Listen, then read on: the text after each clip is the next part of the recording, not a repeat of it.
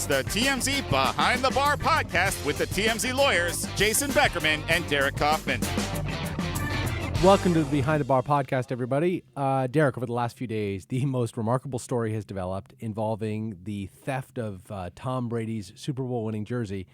But the most incredible part about this story is not the jerseys and the helmets. We're going to let you guys know all about that, or the investigation into Mexico, or any of that. Is that this is the most incredible thief in the history of thiefdom, I It's think. amazing. There's one guy at the center of this entire case. I would think that if things had been stolen, maybe a couple guys, different years. Yeah. One dude With apparently. a press pass. One dude with a press pass. So yeah, Mauricio Ortega. You will remember that name. I think you should have a middle name, don't you? When you're that big, when you're Lee Harvey Oswald, you get a middle name. Ubaldo. Okay, you're going to call him Ubaldo. All right, so Mauricio Ortega, former executive at a Mexican news organization called Diario La Prensa. He actually recently resigned from that, but he had been going to the Super Bowl for years. This guy got a press pass, went through the credentialing process to get a press pass for the Super Bowl. He goes to the locker room after to interview various celebrities and people like that. He's got selfies with Ben Roethlisberger, selfies with all the stars of each Super Bowl. And he goes back there and apparently is pilfering items. Surveillance video shows him leaving the locker room of Super Bowl 51, the most recent one where the Pats beat the Falcons, with something under his arm. And you can see this video. There's a pixelated guy with a tacky tie. He's leaving and he's stuffing something under his arm. Well, they've cracked the case. The Houston PD was all over this. The FBI got involved because it was a hugely expensive item. Obviously, Tom Brady's greatest comeback victory. That's a big deal. And they tracked it down, and it's in Mexico, and he's got a cache of items. Let's go back to the value of this item. It's really important for the discussion we're going to have.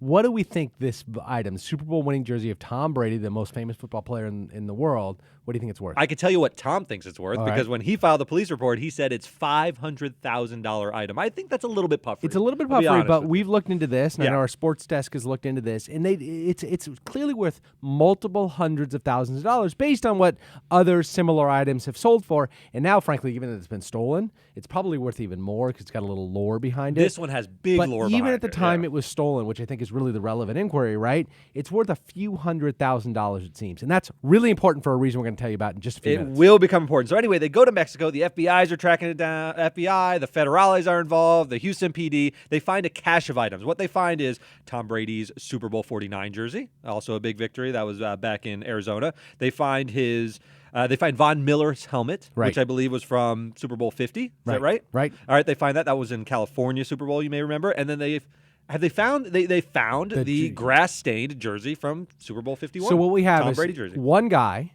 3 different crimes. Yep. Jersey, helmet, jersey, perpetrated in 3 different states. Yep. Right? We had the first one was in Arizona, second one was in California, third one was in Texas. Also incredibly important. Why is that so? Very, very important because this guy, the Houston PD, I want to back up a second. The Houston PD is the one who tracked him down. They're the ones who are really finding this case. So along with the FBI, we're going to talk about to an FBI expert in a few minutes and we're going to let you guys know exactly how that happened because it was fascinating how the investigation went down and how they would have actually tracked this guy into Mexico. Exactly. But so Houston PD with the FBI. With the FBI, because remember, we're in Mexico now. So in order to bring this guy back, you got to go through extradition treaties. Let's start there. So Mexico and the U.S. have had an extradition treaty since 1862. There's this really old one that Lincoln was involved with.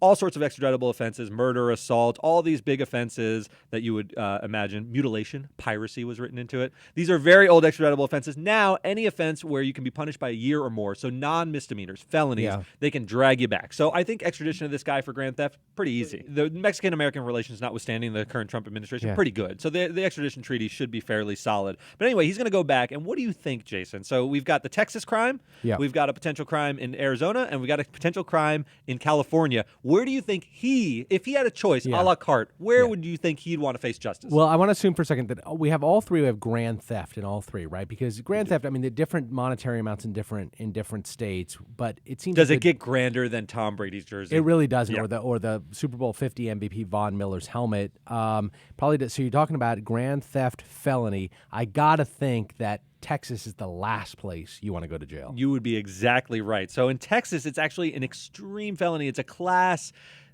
What is it? Class 1 felony? We looked this up earlier. First-degree felony. First-degree felony. So anything over $200,000, which I think this jersey easily satisfies. If he says $500, let's agree that it's more. It's a couple $100,000. Just to be clear, it doesn't matter how much the jersey was initially. It doesn't matter. You can buy one in the NFL store online for $99. The relevant inquiry is how much this jersey would have sold for at the time that it was stolen. It also doesn't matter that it's now escalated in value because of the lore that's now surrounds it. It matters how much it would have gone, and that's where there'll be expert debates. But this seems to be clearly in the multiple hundreds of thousands of dollars, exceeding the Class 1 or the first-degree felony limit under Texas law. And this makes sense, right? I mean, Yeah. if you steal Guernica, if you steal Picasso's great work, the canvas itself and the paint, I don't know. You can go to a store, $10. Yeah. But it's that Picasso painted it. It is steeped in history. It's an important painting. So its value is not going to be the value of the materials. Right. Okay? It's going to be $50 million. Right. So you said Texas. You would be exactly right. That is the worst place to face justice for this because he can be punished by up to 99 years for the theft of property. This blows my mind. It's incredible. This is the theft of a thing. I know that everyone thinks he should have a stiff punishment, but this is crazy. A life sentence in exchange for stealing a Super Bowl jersey from a locker room is pretty unbelievable. Not your life, though. You think you're going to live to 140 or so, right? Well, 128. That's always my goal. But that's less than... That's a story for another day that Jason believes he will live till 140. 128. Stop exaggerating. Unblinking, he will tell you this. This is not Jason it's winking a true nod. facts. Jason's living to 128. But yeah, so if he's in Texas up to 99 years, this is a tremendous amount of discretion. They're going to want to make an example of this guy.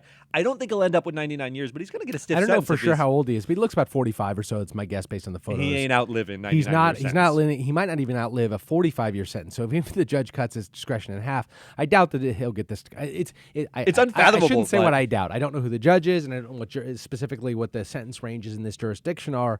But it's hard for me to believe that this guy's going to get any more than 5 years. There's in a whole prison, court right? show called Texas Justice because they do have the most extreme punishment. But just to be complete here, in California, what do you think? California and Arizona, what do you think would be a stiffer penalty? I would think that Arizona is more of a law and order state than California is. California has more criminal rights sort of, champions. But I would think you're looking at, 15 years in each? It's actually only 10 in Arizona 10 and in only 3 in California. You're so smart, though. You noodled it out because So- Sheriff Joe Arpaio, they're kind of law and order in yeah. Arizona. So basically, the end result is commit crimes in California if it all can. Yeah, if you're going to steal a jersey, go to California. Go to It's California the and best do it. place to rob a jersey. You mentioned extradition a minute ago. Walk me through that process. So what we have is a man, he's in prison in Mexico for committing a crime on U.S. soil. Mm-hmm. He is wanted by U.S. officials. He hasn't broken a Mexican law, so Right. they can't prosecute him there.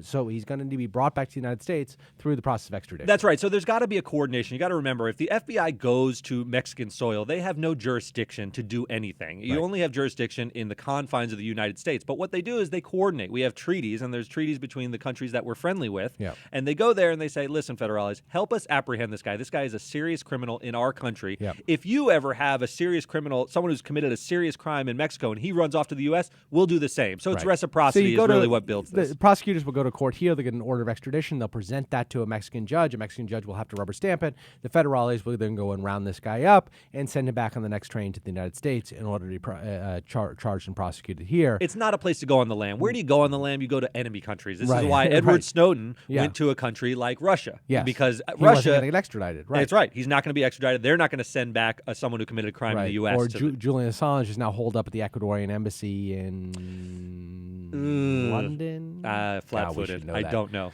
Anyway, one other thing I wanted to point out before we get to our expert is this idea of press passes. This guy had press credentials, and there's been a lot of talk like, how does a guy like this get press credentials?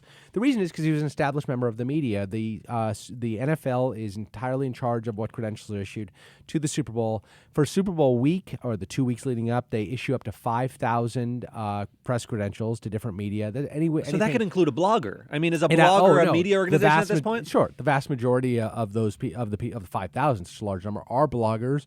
Everything up to sort of middling websites, all the way up to ESPN and the New York Times and others who obviously have the credentials.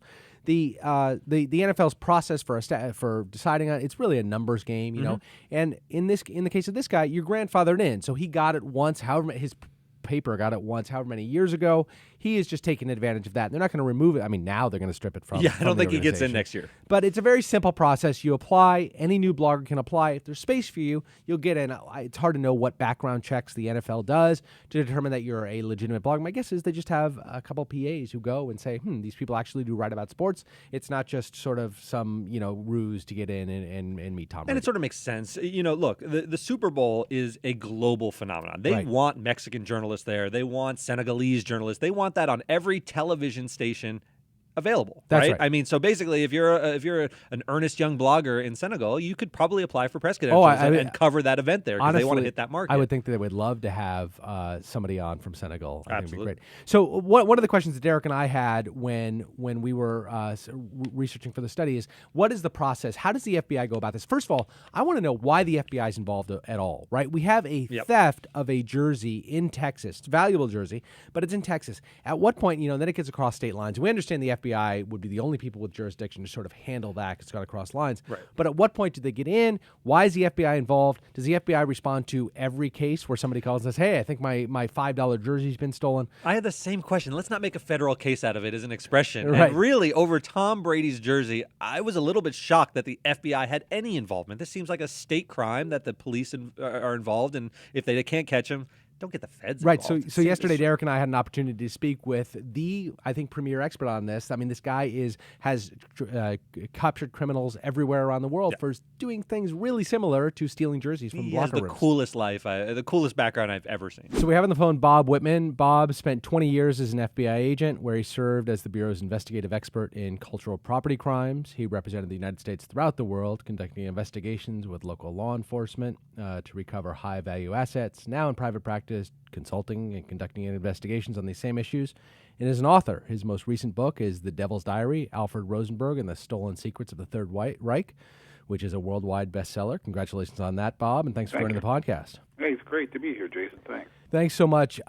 So my first question, Bob, and something that hit me when I first heard the story breaking yesterday about the recovery of Tom Brady's Super Bowl jersey is, why in the world is the FBI involved in what is a local crime involving the NFL and the Houston Police Department? Well, you have to understand, Jason. The value of the jersey was put at $500,000 when they made the report to the Houston PD. So anytime there's a value above a certain number, the FBI can get involved, and they assume that the item's going to go interstate. It's going to go beyond state lines. Right. There's an assumption there, and that would be a violation of the Interstate Transportation of Stolen Property statute. So they'll get involved, and what they'll do is they will work with the local PD, and they'll assist. And if it comes out that this piece has been taken across a state or international border, at that point they'll take over the case and then prosecute it. We see it in movies all the time, right? You have the local guy, and then the FBI agent will come in and say, "Who's in charge here?" and the local guy will say, "I am," and then there'll be this kind of like little jockeying for position. The FBI always wins out. Does that happen in real life? Well, it depends on the prosecution. I mean, I've been involved in many cases where we helped out with the FBI. We helped out with the police department in Philadelphia, and if the item left the city, went across the state line or an international border, then we would take over the prosecution. Then we would be the lead. But if it didn't do that, if it stayed within the city and was recovered there, then the DA's office would take it and we would assist. Does that little infighting take place, though, where the locals are sort of offended that the FBI is coming and stolen their thunder a little bit? Well, I guess there could be a little bit of jealousy from both sides. I mean, occasionally the FBI will go in and take over a case involving, say, like a robbery of a convenience store or something of that nature. Mm-hmm. And what that is, that's a violation of what we call the Hobbs Act, which is a robbery clause that protects interstate commerce. Uh-huh. So when that kind of thing happens, sometimes there's a little bit of friction, but usually the FBI won't get involved in that unless that gang has done multiple robberies. So what they're doing is they're trying to stop a bigger criminal enterprise than just a one-off job, Right. So in this case, Brady's jersey is transported to Mexico, it turns out, and a few months later, I guess that's discovered. Or maybe the FBI has known about it for longer than we've known about it. Clearly they have. What complications are there when an item such as a piece of art or a rare jersey in this case, or a piece of jewelry, as the case may be, is transported to a different country. Obviously, there's got to be some cooperation between law enforcement in the different countries. That creates some problems? Yeah, I mean, it makes it more complicated to do the recovery, and the reason for that is because the FBI doesn't have any jurisdiction in outside international countries. So, as a result, they have to go through basically the Department of Justice to ask for a mutual legal assistance treaty request. And what that does, it goes to the law enforcement agency in the other country, and then the FBI assists that country's law enforcement to try to get the material back. So, they don't have jurisdiction. They're not going to be the ones who are leading the investigation. The other country is going to have to do that. But the FBI can be involved with it and, to work with them as an assistant. So, in particular, this was in Mexico. And are there particular issues with dealing with that country? I'm thinking of sort of the fraught political relationship we have with them at the present. Does that weigh in any way? Yeah, not really. I have to tell you, the relationship with Mexico and Canada is fantastic between the FBI and the Canadian and the mounted Canadian police, as well as the Mexican National Police. I mean, they're as close as they can be. So we have a legal attaché right in the embassy in Mexico City, who probably has really great contacts with the National Police down there. Interesting. So as a result, it's all about personal relationships when it comes to law enforcement. So what the presidents do or politically is one thing. But, these guys know that they're going to be outlasting them. Yeah. Right. They don't have 4-year terms. So as a result, the relationship's pretty good. Just to pick up on that, are there any countries that with which you dealt as an agent, or have you dealt in your career after that were particularly difficult, that you had a real difficult time sort of finding common ground? Bridging cultural gaps. Whatever it might be. Yeah, what's interesting, it's not so much working with the law enforcement. Law enforcement's great. Everybody has the same idea, which is to catch the bad guys and do the best they can for their citizens. Yeah. But I'll tell you what it is. There's different statutes and different laws. So what might be illegal in the United States may not be illegal in Japan. And so therefore when you're working in those countries, you have to work under their statutes. Oh, and they're not going to help you out just because you happen to have violated a peculiar United States law, I would suppose, right? Well, it's difficult for them. I mean, usually you have to go through their Department of Justice, whatever that is in that nation. And if there's no violation in that country, it's difficult for them to be able to open a case to help you. Right. Are any of their sort of customs different? I'm thinking like if you're in Japan, in terms of how they conduct investigations and law enforcement in general, their general approach to taking a case apart? Well, it's the laws that are really interesting. Like in Japan, just to give you an example, if Brady's jersey had gone to Japan and someone had paid for it and bought it, not knowing it to be stolen, and they had held it for 3 years, at that point they have good title. Oh, wow. Oh. Yeah, so there's a different... He made a huge mistake by going to Mexico then. He was shopping it in the wrong markets. Well, you have to remember, though, if you try to sell that jersey back in the United States or or the UK or Australia or any English-speaking country, it would be illegal again. Right, which for something like Tom Brady's jersey, which really has, I'm sure, limited value in a place like Japan where American football is not a big deal, that's a problem. But I can see with a piece of art, that might be the place you go to transact a Picasso or whatever that has equal value in a place like Japan as it wouldn't in Austria or the United States. Yeah, well, that's how we ran into that. We had a Mark Rothko painting that was stolen out of St. Louis and ended up in Japan. And we had a little bit of we got it back, but it took a little time, a little more effort than what you would normally expect. Let me guess, it was a red square. Because I think everything Mark Rothko ever painted was a red square. Red and black. Red and black. Let me ask a question. Is it odd for someone to have the item for this long, that they just uncovered it? Because I'm thinking if I steal something, it's a hot potato. I want to fence it as quickly as possible, monetize it, and run off with the cash. Well, you're speaking specifically right, because I guess this is the second Tom Brady Super Bowl jersey this guy stole. The first one was from 2 years ago. Right. Super Bowl 49. The same guy, apparently, allegedly, stole Tom Brady's jersey in that Super Bowl too, but he's held on to it all this time. And Derek's got a good question. Why not fence it as soon as you can? Well, how do you know he was trying to sell it? Well, we don't. I mean, that's one option, right? Maybe he was failing. Maybe he was trying to shop it. Maybe he just wanted to keep it. Maybe as just a wanted to collectible. keep it. Yeah. He sounds like he could have been a collector. My understanding is there was a Denver Broncos helmet there too. Yeah, the Super Bowl 50, Von Miller, who the MVP of that Super Bowl, he stole the guy's helmet. What a terrific thief this guy is! Yes, that's pretty amazing, isn't it? I mean, this is like the Thomas ultimate Crown of the gridiron. That's right. That's right. The ultimate cat burglar. I guess cat burglars have to come in from the ceiling, right? Yes, exactly. exactly. I think he was hiding out in the locker room. It was like that commercial where the guy's hiding out in the dirty laundry. Right. Yeah. So, begging that question, sort of in the instance where somebody is trying to sell it, how do you go about liquidating an item that is so, different, so unique as a Super Bowl jersey? I mean, you have a different situation here than you do in art, right? It's easier to forge a jersey, I suppose. Yeah. But if you're trying to liquidate this or trying to sell this specific item, how do you go about doing that when all law enforcement's looking for it? Well, that's the question. I mean, that's the million-dollar question, in fact. So what we've seen, and what I've seen over 30 years of doing these investigations, is that these criminals are very good at doing what they do. They're good criminals, but they're terrible businessmen. Yeah.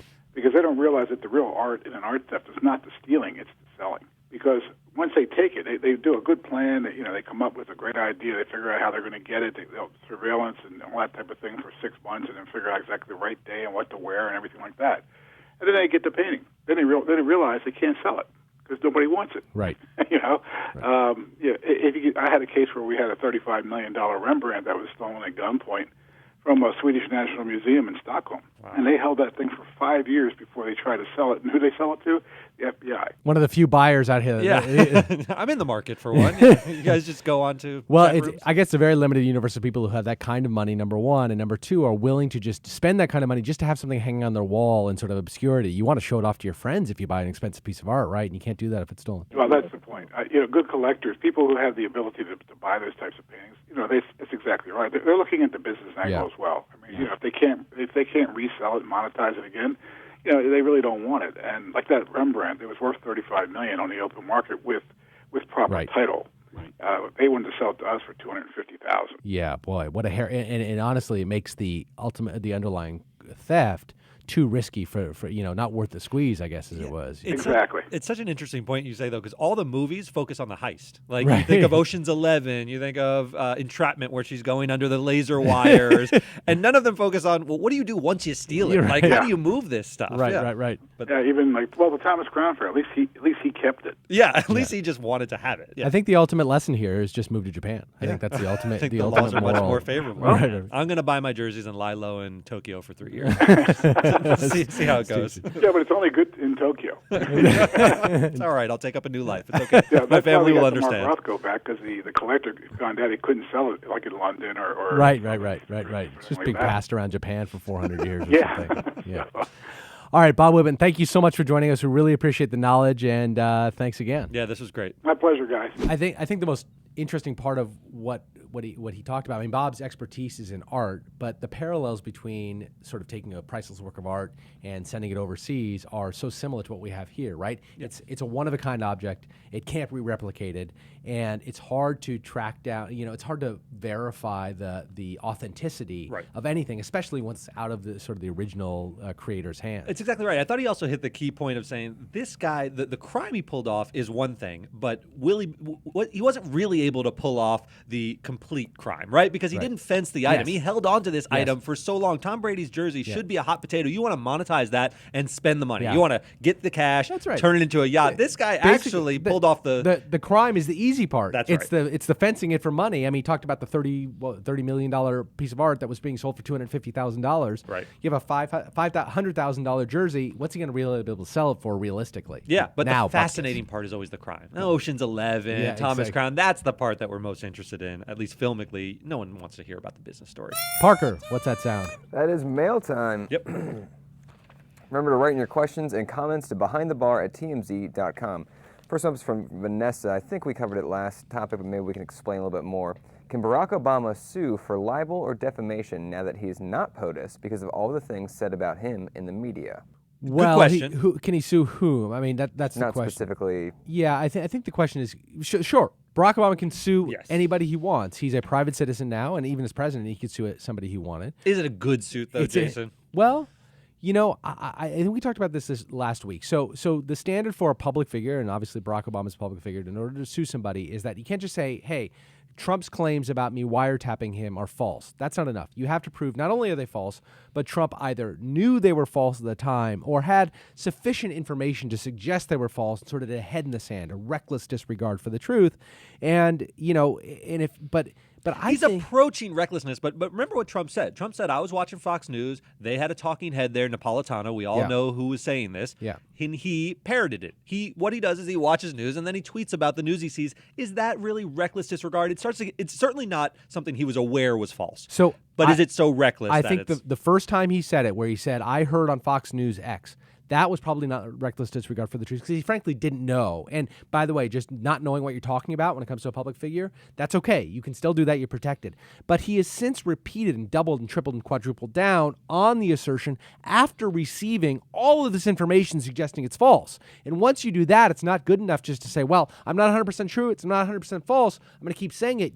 That's reckless disregard. That's head in the sand when every bit of information, including from the FBI director last week or earlier this week, the FBI director said, there's zero evidence to support his claims. He nevertheless is not backing off of them. I think at that point you have reckless disregard. I think the former President Trump, President Obama, that would be his name, could in fact sue Trump, and I think it's a decent lawsuit. I think you're right. I think I don't think Obama would ever sue the president because the spectacle, he cares about the institutions of America. He wouldn't want to bog us down in a lawsuit between former presidents. Yes. But that's separate from the merits, and I think you're right. It gets close to reckless disregard. All right, next one up is from Tommy. Wyclef Jean got pulled over recently, and Wyclef I don't know his name. How do you? Wyclef Jean, as if Gene Stapleton or something. I mean, it's bad enough. It's bad enough that he didn't know the name 2 weeks ago. We've been talking about nothing except Wyclef Jean for the last 2 weeks. Goodness. Okay, very well. Wyclef Jean, go ahead. Get Maddie. How the f do you say it? Wyclef Jean? Jean, it is a Haitian French name. Can you avoid swearing on our podcast, too? It's spelled like G. Psychology is spelled like psychology. Yeah. I don't know where it gets you, Boy, Parker. You know what the worst is? Pneumonia. You get a bad case of pneumonia. So Whitney writes in, you guys must have worked on hundreds of stories over the years. You punted on Wyclef Jean? Did you just bail? Did you just bail on a mail time? Which one did you guys enjoy the most from a legal standpoint?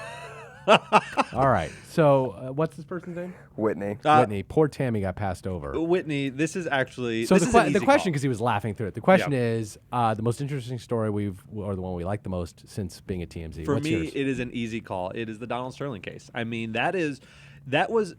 I have vivid memories of it. There was interesting legal issues about whether we could publish it, how much we could publish, what he was saying. It was it had veiled with secret audio potentially that he wasn't aware of. We didn't know at the time. There was a lot of uncertainty. Yeah. So Jason and I were heavily involved, and we had a palpable sense even at the time that what we were doing was important. And you get that rarely in your career, and it was really exhilarating. I totally agree. I mean, the biggest stories that I remember were Michael Jackson's death is the thing I remember the most.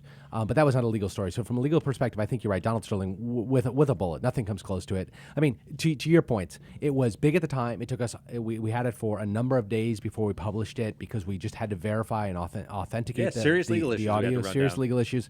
And then you're right. We knew that as soon as we published it, it was going to be huge. And I remember the first quote we got from a celebrity upon publishing it was from Magic Johnson. Mm-hmm. And Magic Johnson got behind this story and talked about what a big deal it was and how he was personally offended by Donald Sterling's comments because he had met Donald Sterling a number of times.